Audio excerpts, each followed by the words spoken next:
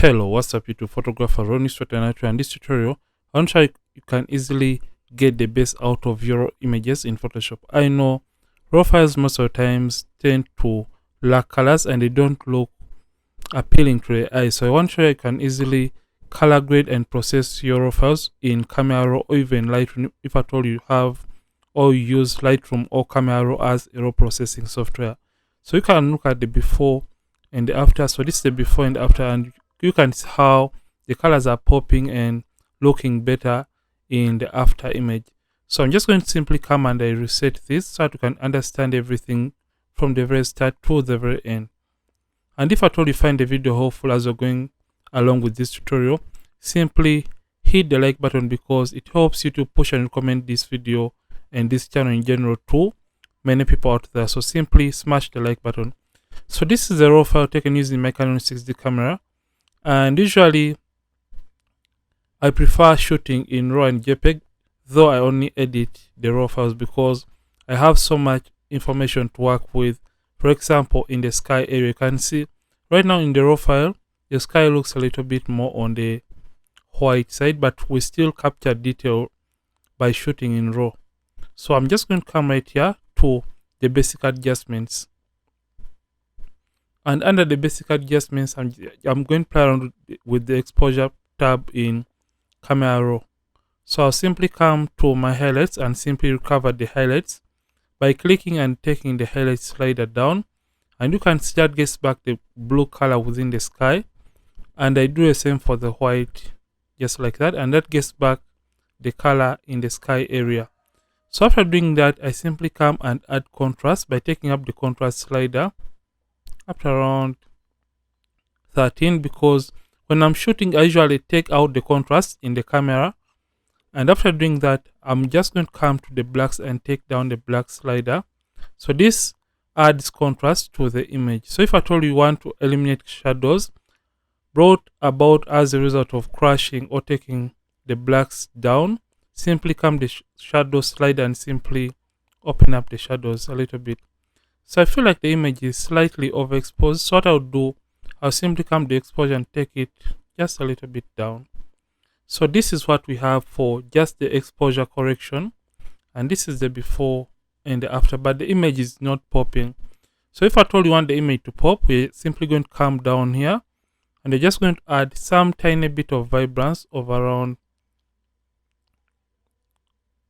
2. So I'm just going to take up the vibrance slider a little bit, 2 or 3, because when you want the image to pop, don't play around with the saturation slider, because when you do this, you can see how ugly the image gets to be. So always don't play around with the saturation slider, but I'll be showing you a tool that you can use to make the image pop. So we're going to come straight all the way down to our color mixer, and under color mixer we have these magical options that are hue, saturation, luminance, and I'm going to be explaining those better and in detail in this tutorial. So right now, let's first of all handle luminance. Luminance is the brightness or darkness of a given color. Saturation is the intensity of a given color, and hue is basically a shade of a given color. For example, if at all I am playing around with the orange slider and I'm taking the orange slider towards the right hand side under the hue option, you can see that the hue of orange towards the right hand side is going to be the color below it, which is the yellow color, and the hue of the orange slider towards the left hand side is going to be like the color on top of it. That is why it is making the orange color looking like the red color, and the opposite is going to make the oranges look like the yellows. So that is how the hues work. So in this case, I want first of all recover the blues in the sky, and I want the sky to pop and complement her outfit.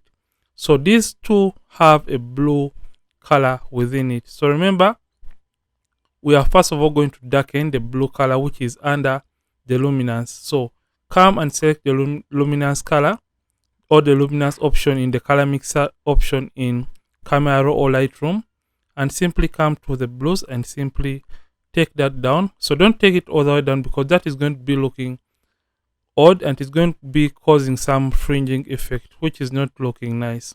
So just add a tiny bit of darkening effect under the luminance. So negative 30 looks okay, and we are not having any fringing in the sky area.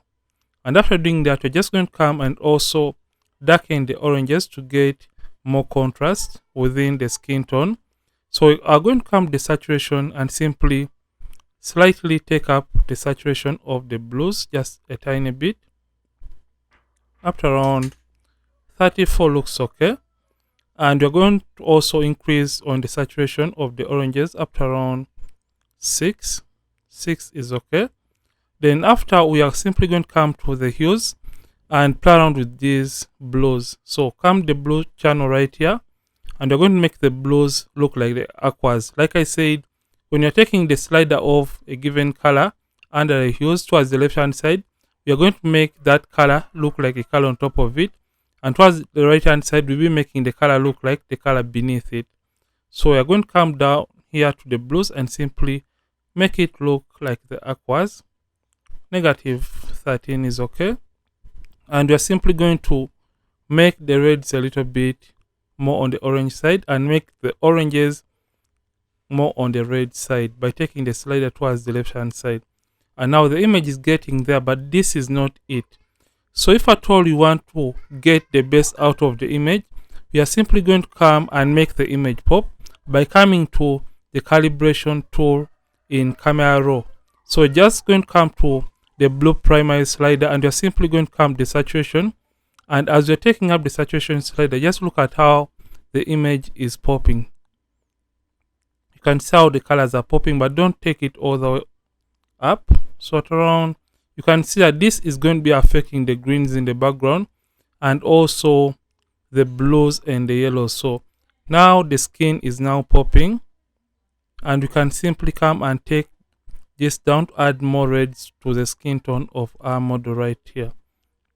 So right now the image is popping, and let's look at a quick before and after for the processing of this very image and what we have been able to achieve so far. So this is the before after. You can see how nice this looks. So if at all you are satisfied with this, you can stop right here. Then if at all you'd love to add a little bit of sharpening to the image, or if at all the image is lacking sharpness, you can simply come to the effects panel and you can play around with the sharpening of the image, or you can even add grain or any given effect to the image. So basically you can just come to the detail panel rather, and you can add sharpening to the image. So the right way to sharpen, first of all, mask the image by pressing alternate on the keyboard, and you drag this slider up to when the areas you want to be sharp have been highlighted in this case, and they are going to be highlighted by displaying a white color around those areas, and you can simply drag up this sharpening slider up to when you feel like that is enough for you. So this is it for today's video, and if at all you have learned a thing or two from this video, don't forget to like this video and don't forget to subscribe to this channel if at all you have been watching and you're not subscribed yet to this channel. So this is a before after. So this is it for this video, and I'll see you in yet more tutorials on this channel. Don't forget to keep practicing and also keep creating.